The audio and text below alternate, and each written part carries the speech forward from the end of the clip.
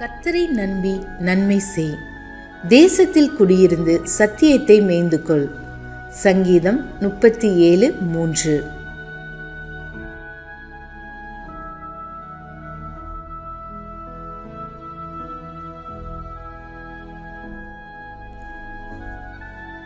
Trust in the Lord and do good, so shalt thou dwell in the land, and verily thou shalt be fed. Psalms 37:3. கிறிஸ்துவுக்குள் பிரியமானவர்களே, ஆண்டவரும் இரட்சகருமாகிய இயேசு கிறிஸ்துவின் நாமத்தினாலே காட் கோசிஸ் மினிஸ்ட்ரிஸ் சார்பாக அன்பின் வாழ்த்துதலை தெரிவித்துக் கொள்கிறேன். இந்த 8வது மாதம் தேவனாகிய கர்த்தர் புதிய துவக்கங்களை நம்முடைய வாழ்க்கையில் செய்ய உண்மையுள்ளவராயிருக்கிறார். 8 என்பது வேதத்தின் அடிப்படையில் நியூ பிகினிங், புதிய துவக்கம் என்று சொல்லப்பட்டிருக்கிறது. நிச்சயமாகவே இந்த மாதம் நம் வாழ்க்கையிலே, நமது குடும்பங்களிலே, ஆவிக்குரிய நிலைகளிலே புதிய துவக்கங்களை தரும் என்பதில் எந்த சந்தேகமும் இல்லை. ஒரு ஊழியக்காரனாய் நான் அதை உறுதிப்படுத்தி உங்களை வாழ்த்தி ஆசீர்வதிக்கிறேன். உங்கள் குடும்பங்களிலே, ஊழியங்களிலே, தனிப்பட்ட வாழ்க்கையிலே புதிய துவக்கங்களை கர்த்தர் நிச்சயம் தருவார். தேவனுடைய வாக்குத்தத்தங்கள் ஒருபோதும் மாறாதவைகள்.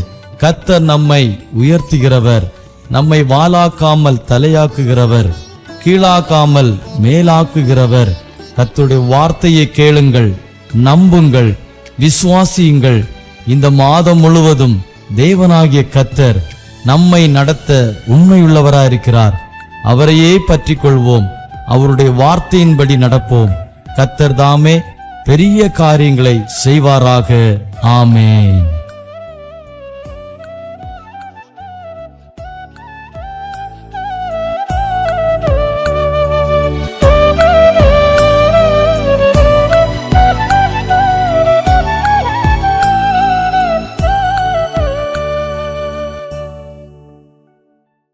கர்த்தருடைய பரிசுத்த நாம மகிமைப்படுவதாக. சந்தோஷமும் ஆசீர்வாதமும் மனமகிழ்ச்சியுமான இந்த நல்ல வேலைக்காக தேவனை நன்றி நிறைந்த இருதயத்தோடு துதிக்கிறோம்.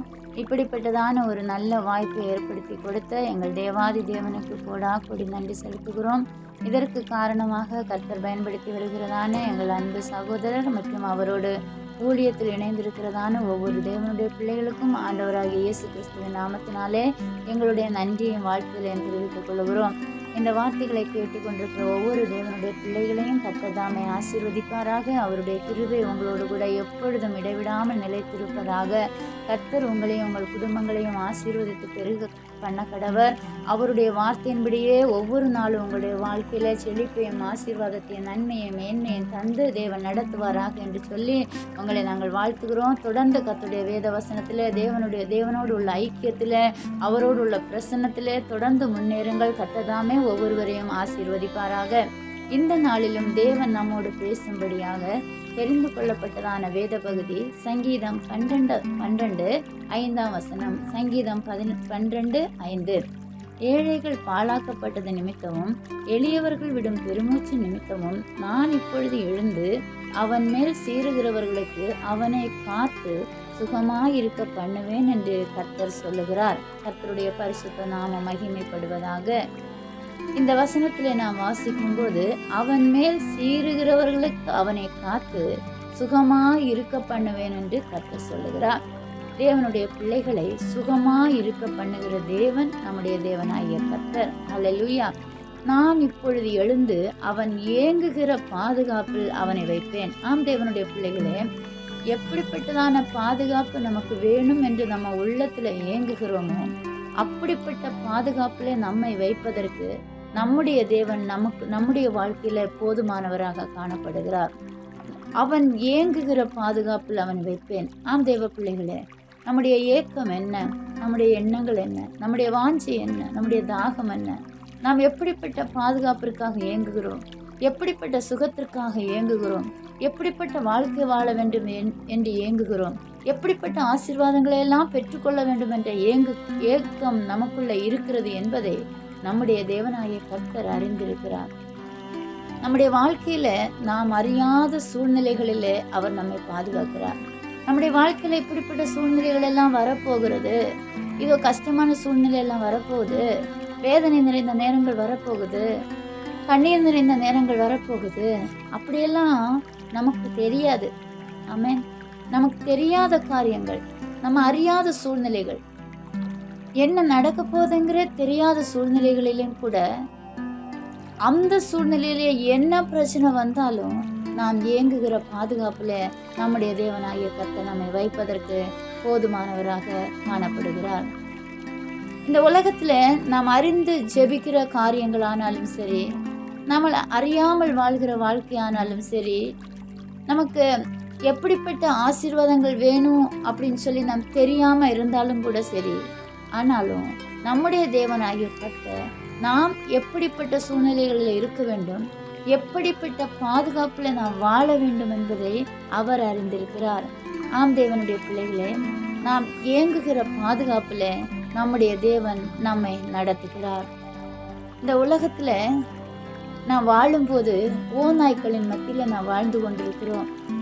ஆட்டுக்குட்டிகளைப் போல ஒரு தனிமைப்படுத்தப்பட்ட உணர்வோடு கூட நாம் வாழ்ந்து கொண்டிருக்கலாம். நமக்கு யாரும் இல்லை என்ற ஒரு ஏக்கத்தோடு கூட வாழ்ந்து கொண்டிருக்கலாம். நம்முடைய உள்ளத்துல இருக்கக்கூடியதான, நம்முடைய உணர்வில் இருக்கக்கூடியதான அந்த பாதுகாப்பு, நமக்கு அப்படிப்பட்ட ஒரு ஆழமான பாதுகாப்பு வேணும்னு சொல்லி நம்முடைய உள்ளத்தின் ஆழத்தின் அந்தரங்கத்துல காணப்படுகிறதான அந்த ஏக்கத்தை நம்முடைய தேவன் நிறைவேற்றி அந்த பாதையில நம்மை நடத்துவதற்கு அவர் போதுமானவராக இருக்கிறார். நம்முடைய வாழ்க்கையில வரக்கூடியதான சொல்ல முடியாத வேதனைகள், வெளியே தாங்கிக் கொள்ள முடியாத வலிகள், அப்படிப்பட்ட சூழ்நிலைகளின் நடுவில் ஜெபிப்பதற்கு வார்த்தைகள் வர முடியாதபடி, எப்படி ஜெபிக்க வேண்டும் என்று தெரியாதபடி, ஜெபம் பண்ணக்கூட பலனற்றவர்களாக உள்ளத்தின் அந்தரங்கத்தின் ஆழத்திலே ஏங்கிக் கொண்டிருக்கிற சூழ்நிலைகளை நம்முடைய தேவன் அறிந்திருக்கிறார். அந்த ஏக்கம் என்ன? ஏன் எனக்கு இப்படிப்பட்ட ஒரு ஏக்கம் வருகிறது, ஏன்னு தெரியல அப்படின்னு சொல்லி நாம் சில நேரங்களில் பதறுகிறோம். நாம் அப்படி பதறுகிறதான காரியங்களில் கூட நம்முடைய தேவனாகிய கர்த்தர் நம்மை தாங்குகிறார். நமக்குள்ள வரக்கூடிய அந்த பதட்டம், ஏன் எனக்குள்ள இந்த பதட்டம் வருகிறது, ஏன் எனக்குள்ள இந்த கதறுதல் வருகிறது, ஏன் எனக்குள்ள தாங்க முடியாத இந்த வலி வருகிறது என்று சொல்லி நாம் துடிதுடித்து கொண்டிருக்கிற நேரத்துல கூட நம்முடைய தேவனாகிய கர்த்தர் நாம் ஏங்குகிற பாதுகாப்புல நம்மை வைப்பதற்கு போதுமானவராக காணப்படுகிறார். என்னை கேட்கிற அன்பான கர்த்தருடைய பிள்ளைகளே, எந்த சூழ்நிலையில இருந்தாலும் அவர் நம்மை கைவிடுகிற தேவன் அல்ல. ஏன் நம்முடைய தேவன் நாம் ஏங்குகிற காரியங்களில நமக்கு பாதுகாப்பு தருகிறார்? சில காரியங்களை நாம் இந்த நாளிலே தியானிக்க போகிறோம். ஏன் ஆண்டவர் நமக்கு நாம் ஏங்குகிற காரியங்களில் பாதுகாப்பு தருகிறார் என்று சொன்னால், முதலாவது, நாம் ஏசப்பாவுடைய பார்வையில விலையேறப்பட்டவர்களாக இருக்கிறோம். ஆமென். முதல் காரியம் என்னவென்று சொன்னால், அவருடைய பார்வையில நாம் விலையேறப்பட்டவர்கள். அருமையான கர்த்தருடைய பிள்ளைகளே, இந்த உலக மனுஷருடைய பார்வையில அவருடைய நிந்தைக்கும், அவருடைய லட்சிக்கும், அவருடைய தாறுமாறான பேச்சுகளுக்கும் அடிமைப்பட்டவர்களாக, ஒன்றுமே இல்லாதவர்களாக, அநாதைகளைப் போல எதிர்த்து பேசுவதற்கு பலனற்றவர்களாக நாம் வாழ்ந்து கொண்டிருக்கலாம். ஆனால் இன்றைக்கு நம்முடைய தேவனாகிய கர்த்தர் நம்மை பார்த்து சொல்லுகிறது என்ன தெரியுமா? என்னுடைய பார்வையில நீ விலையேறப்பட்டவன், என்னுடைய பார்வையில நீ விலையேறப்பட்டவள் என்று கர்த்தர் சொல்லுகிறார். அருமையான கர்த்தருடைய பிள்ளைகளை, நாம் அவருடைய சொத்து. அவருக்கு இந்த உலகத்தில் உள்ள எல்லாவற்றையும் பார்க்கலாம். நாம தான் அவருக்கு மிகப்பெரிய சொத்தா இருக்கிறோம், நாம தான் அவருக்கு சம்பத்தா இருக்கிறோம், நாம தான் அவருக்கு எல்லாமா இருக்கிறோம். ஏன்னு சொன்னா, அவருடைய இரத்தத்தை அவர் நமக்காக தந்து நம்மை தம்முடைய பிள்ளைகளாக மாற்றி இருக்கிறார். அவருடைய பிள்ளைகளாக நம்ம மாற்றுறதுக்காக தம்முடைய கடைசி சொட்டு இரத்தத்தையும் நமக்காக சிந்தினார் அல்லவா? அப்படியே தன்னுடைய இரத்தத்தையே தந்தவர் நாம் இயங்குகிற காரியங்களில் நமக்கு பாதுகாப்பை தரமாட்டாரா? நிச்சயமாக தருவார். ஏனென்று சொன்னால் அவருடைய பார்வையில் நாம் விலையேற பெற்றவர்களாக காணப்படுகிறோம். இரண்டாவதாக நாம் பார்க்கும்போது, தேவன் ஏன் நாம் இயங்குகிற காரியங்களில் நமக்கு பாதுகாப்பு தருகிறார் என்று சொன்னால், தேவன் நம்மை பயன்படுத்துவதற்காக. ஆமென். அவருக்காக நாம் எதையாகலும் ஒன்றை செய்ய வேண்டும். அவர் இந்த பூமியில் வாழ்ந்தபோது அநேக ஜனங்களுக்கு நன்மைகளை செய்தார், அற்புதங்களை செய்தார், அதிசயங்களை செய்தார். அவருடைய அன்பை எல்லாருக்கும் வெளிப்படுத்தினார். நடக்க முடியாதவர்களை நடக்க வைத்தார், பேச முடியாதவர்களை பேச வைத்தார். பலவீனப்பட்டிருந்த அத்தனை பேரையும் தேவன் சுகமாக்கினார். குஷ்டரோகியை கண்டு எனக்கு சித்தம் என்று சுத்தமாக என்று சொல்லி சுகமாக்கினார். அப்படி அநேக அற்புதங்களை அவர் செய்ததினால அவருடைய இரத்தத்தை சிந்தி நம்மை மீட்டெடுத்திருக்கிறாரே, அவருடைய பிள்ளைகளாகிய நாமும் அவரை போல நாம் இந்த உலகத்துல பயன்படுகிற பாத்திரங்களாக மாற வேண்டும் என்பதற்காக நாம் ஏங்குகிற காரியத்திலே தேவன் நமக்கு பாதுகாப்பு தருகிறார். நாம் நல்லவர்களாக வாழ்ந்ததினாலேயோ நாம் நன்மை செய்ததினாலேயோ அவர் நம்மை நேசிக்கல, அவர் நமக்கு ஏங்குகிற காரியத்துல பாதுகாப்பு தரல. அவர் நம்மை நேசித்ததினால, தம்முடைய விலையேறப்பெற்ற இரத்தத்தினால நம்மை மீட்டு கொண்டபடியினால நாம் இந்த உலகத்துல வாழும்போது தம்முடைய நாமத்திற்கு மகிமையுள்ள கீர்த்தி உண்டாக நம்மை பயன்படுத்த வேண்டும் என்று சொல்லி நம்முடைய தேவனாகிய கர்த்தர் நாம் ஏங்குகிற காரியத்திலே நமக்கு பாதுகாப்பு தருகிறார். என்னை கேட்கிற அன்பான கர்த்தருடைய பிள்ளைகளே, ஏதோ இந்த உலகத்துல பிறந்தோம், வாழ்ந்தோம், வளர்ந்தோம் அப்படி என்று ஒரு வாழ்க்கை வாழாதபடி தேவன் நம்மிடத்துல விரும்புகிறதான காரியங்களை நாம் அவருக்காக செய்ய வேண்டும். அவர் நம்மை பயன்படுத்துவதற்கு நம்மை பாத்திரங்களாக அவருடைய சமூகத்துல நாம் ஒப்பு கொடுக்க வேண்டும். நம்மை கொண்டு எதை செய்ய வேண்டும் என்று அவர் சித்தமா இருக்கிறாரோ அவருடைய சித்தத்தை செய்வதற்கு நாம் தகுதியுள்ள பிள்ளைகளாக மாற வேண்டும். எதையாகலும் ஒன்றை செய்ய வேண்டும் என்ற ஏக்கத்தை நமக்குள்ளே அவர் உருவாக்குகிறார் என்று சொன்னால் அது தேவனால் உருவாக்கப்படுகிற விருப்பம் என்பதை நாம் மறந்துவிடக்கூடாது. நம்முடைய உள்ளத்தில் வந்து போகிற எண்ணங்கள், ஏக்கங்கள் எல்லாமே அது நாம வருகிறது, நாம கிரியேட் பண்ணிக்கிறோம் அப்படின்னு இல்லாம நமக்குள்ள விருப்பத்தை தருகிற நம்முடைய தேவனாகிய கர்த்தர் நம்மோடு கூட இருக்கிறார். ஆகவே நாம் ஆண்டவருக்காக பயன்பட வேண்டும். ஏதோ ஒன்றை ஆண்டவருக்காக செய்ய வேண்டும். ஏதோ ஒரு காரியத்தில் அவருக்காக நாம் பிரயோஜனப்பட வேண்டும் என்பதற்காக நாம் ஏங்குகிற காரியத்தில் நமக்கு பாதுகாப்பு தருகிறார். முதலாவதாக நாம் பார்த்தோம், நாம் ஏசப்பாவுடைய பார்வையில் விலையேறப்பட்டவர்களாக இருக்கிறபடியினாலே நாம் ஏங்குகிற காரியங்களில் அவர் நமக்கு பாதுகாப்பு தருகிறார். இரண்டாவதாக நாம் பார்த்தோம், தேவன் நம்மை பயன்படுத்துவதற்காக, அவருடைய சித்தத்தை நம்மை கொண்டு செய்வதற்காக நாம் இயங்குகிற காரியத்திலே நமக்கு பாதுகாப்பு தருகிறார். மூன்றாவதாக நாம் பார்க்கும்போது, தேவன் எதற்காக நாம் இயங்குகிற காரியங்களிலே நமக்கு பாதுகாப்பை தருகிறார் என்று சொன்னால், நம்மை நேசிக்கிறதுனால. ஆம் தேவனுடைய பிள்ளைகளே, இந்த உலகத்தில் உள்ள அன்பு எல்லாம் நிரந்தரமற்றது. வேதம் சொல்லுகிறது, அநாதி சிநேகத்தால் உன்னை நேசித்தேன் என்று. ஆம் தேவனுடைய பிள்ளைகளே, இந்த உலகத்தின் அன்பு எல்லாம் அது கரையுடையது, அது குப்பையானது, அது அழிந்து போகக்கூடியது. ஆனால் நிரந்தரமான ஒரு முடிவில்லாத அநாதி சிநேகம், ஒரு முடிவில்லாத அன்புடைய நம்முடைய தேவனாகிய கர்த்தர் நம்மை நேசிக்கிறதுனாலே நாம் இயங்குகிற காரியத்துல நமக்கு பாதுகாப்பு தருகிறார். இந்த உலகத்தில் உள்ள எல்லாவற்றை விடவும் இயேசு உன்னையும் உங்களையும் என்னையும் நேசிக்கிறார். அல்லேலூயா. இயேசுப்பாவுடைய அன்புக்கு ஈடாக இந்த உலகத்துல எதையுமே நம்ம கம்பேர் பண்ணி சொல்லவே முடியாத அளவுக்கு ஆண்டவர் நம்மை நேசிக்கிறார். அவருடைய அன்பிற்கு இணையாக இந்த உலகத்துல எதுவுமே இல்லை. நாமும் இந்த உலகத்தில் உள்ள எல்லாவற்றை பார்க்கலாம் அவரை நேசிப்போம் என்று சொன்னால் அவருடைய நிரந்தரமான அன்பை நாம் பெற்றுக்கொள்ளலாம். அவருடைய நிரந்தரமான அன்பிற்கு முடிவே இல்லை. அவருடைய அன்பு விலையேறப்பெற்றது. ஆமென். கர்த்தருடைய பிள்ளைகளே, அவருடைய அன்பு நம்முடைய உள்ளத்துல ஊற்றப்பட வேண்டும் என்று சொல்லி அவர் விரும்புகிறார். அவர் நம்மை நேசிக்கிறபடியினாலே அவர் நாம் இயங்குகிற காரியத்துல நமக்கு பாதுகாப்பு தருகிறார். கர்த்தருடைய பிள்ளைகளே, நாம் ஆண்டவர் நேசிச்சதுனால அல்ல, அவர் நம்மை நேசிச்சதுனால நம்முடைய வாழ்க்கையில அநேக அற்புதங்களை செய்து கொண்டிருக்கிறார். ஏதோ ஒரு காரியத்தை நினைத்து, ஏதோ ஒரு ஏக்கம், ஏதோ ஒரு காரியத்துல, ஒரு ஆசீர்வாதத்துல, ஏதோ ஒரு காரியத்திற்காக தொடர்ந்து ஜெபம் பண்ணி அதில் ஒரு வெற்றியை காண வேணும்னு சொல்லி ஏக்கத்தோடு காணப்படுவோம். ஆனால் அந்த ஏக்கத்தோடு இருக்கும்போது அந்த காரியம் ஆண்டவரே நடக்குமா, இல்லை அது நடக்காதா அப்படின்னு சொல்லி நம்ம சோர்ந்து போய் விடுகிற நேரங்கள் உண்டு. அப்படி நாம் சோர்ந்து போகிற சூழ்நிலையிலையும் ஆண்டவர் நமக்காக அற்புதம் செய்ய போதுமானவராக இருக்கிறார். நாம் நினைச்சிராத வண்ணமாக, நம்முடைய எதிர்பார்ப்புக்கு மேலாக எல்லாவற்றையும் தாங்குகிற பலத்தை நமக்கு கொடுத்து நாம் விரும்புகிற அந்த காரியத்தை நமக்கு வாய்க்க பண்ணுவதற்கு அவர் போதுமானவராக இருக்கிறார். நாம் நினைச்சு கூட பார்க்க முடியாத உயரமான உன்னதமான இடத்துல நம்மை உயர்த்தி வைத்து ஆசீர்வதித்து நம்மை மேன்மைப்படுத்தி அழகுபடுத்தி நம்மை குறித்து சந்தோஷப்படுகிற நம்முடைய பரம தகப்பன் நமக்கு இருக்கிறார். நிச்சயமாக அவரை ஆராதிக்கிற அவருடைய பிள்ளைகளை அவர் ஒரு நாளும் கைவிடுகிற தேவன் அல்ல. ஒருவேளை இந்த உலகம் நம்மை பார்த்து பழித்து பேசலாம், எப்படியாவது அவன் அழிஞ்சு போகணும் அப்படின்னு நினைக்கலாம். ஆனா மனுஷனுடைய எண்ணங்களை திட்டங்களை தாறுமாறாக மாற்றுகிற நம்முடைய சர்வ வல்லமையுள்ள தேவன் நமக்காக யுத்தம் பண்ணுவதற்கு அவர் போதுமானவராக இருக்கிறார். ஆமென்.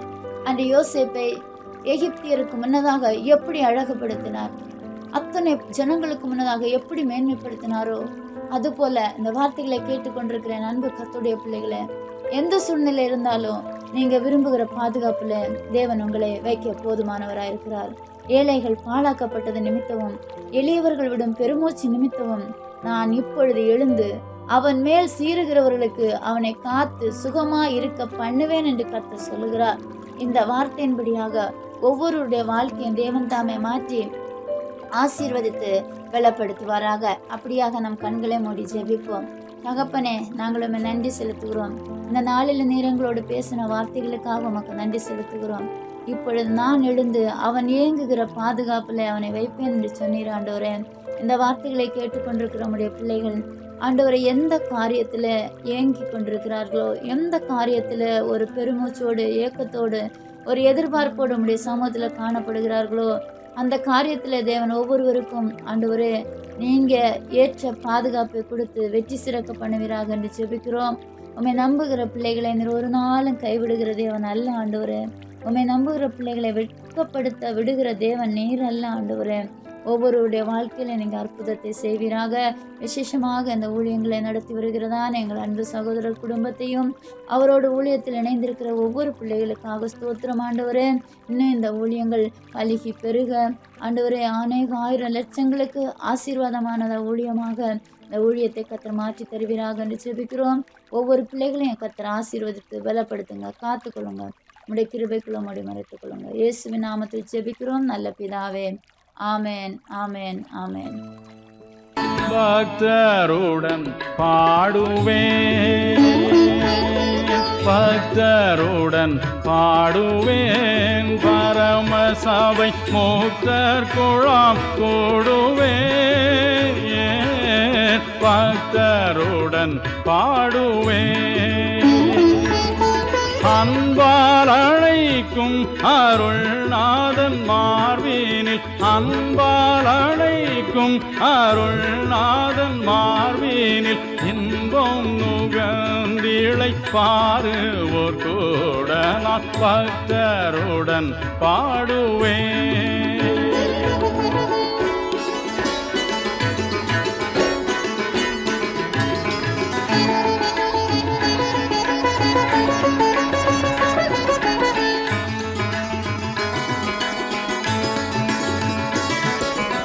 இகமும் பரமும் வந்தே இவ்வடியார்க்கு அகமும் ஆண்டவன் நடியே. இகமும் பரமும் வந்தே இவ்வடியார்க்கு அகமும் ஆண்டவன் நடியே. சுகமும் நற்செல்வமும் சுத்தமும் ஊற்றமும்,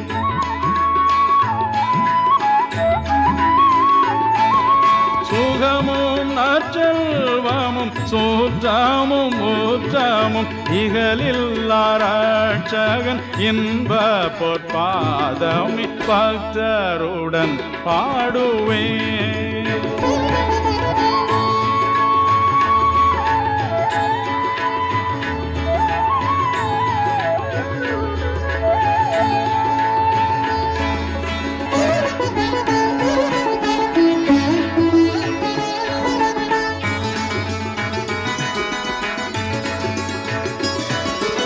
தாயின் தயவுடையாய் தமியனில் செய்யன் கண்ணோடுகையில் தாயின் தயவுடையாய் தமியனில் செய்யன் கண்ணோடுகையில் பாயோளி பசும் பொன்னி பக்தர் சிந்தாமணி